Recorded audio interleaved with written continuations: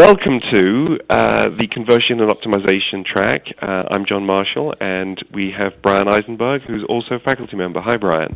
How are you doing, John? Good. So we have the power of perspectives and how that influences persuasion. And Bryan, I'd like you to take it away from here. Terrific. Most of you probably won't recognize this handsome fellow who you probably will recall. His name is Hippocrates. The big question for you is, what did Hippocrates know about online conversion that you should know as well? And Hippocrates was the first person to identify that people did not come all alike. They had different modalities and different preferences, and he was the first person to give personality typing or temperaments a name. Of course, there have been people since then from Jung and Myers-Briggs and Keirsey, and there's been a bunch of them. The core premise of what he understood is that as human beings, we have an operating system. And the operating system basically splits our brain down in half, right? We all know we have a left side of the brain and a right side of the brain, and we process things differently in both sides of the brain.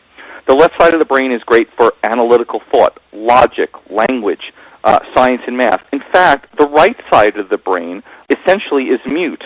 If people have damage to their left side of the brain, they cannot speak. The right side of the brain is great at putting together connections, seeing the big picture.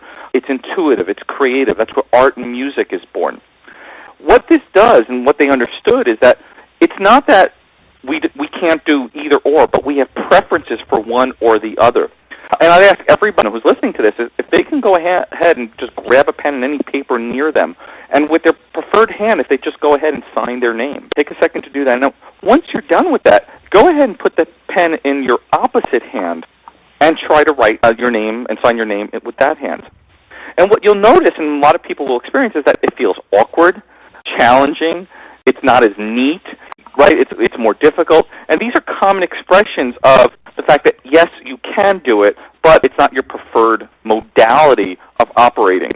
And that's important to understand. Humans are not stereotypes that act in one way, right? I mean, I don't think anybody that's on the line behaves exactly, let's say, like Spock from Star Trek, that they're always logical and always act in one way. But certainly it could be a preferred method. And the other part to understanding personality, when we talk about perspectives, when we're going to be looking at how people view a website, is to understand that people also operate not only in this logical and emotional modes, also operate in modes that are either very quick to act or very deliberate to act. And what I'd like to present to you is what I call the whole human operating system.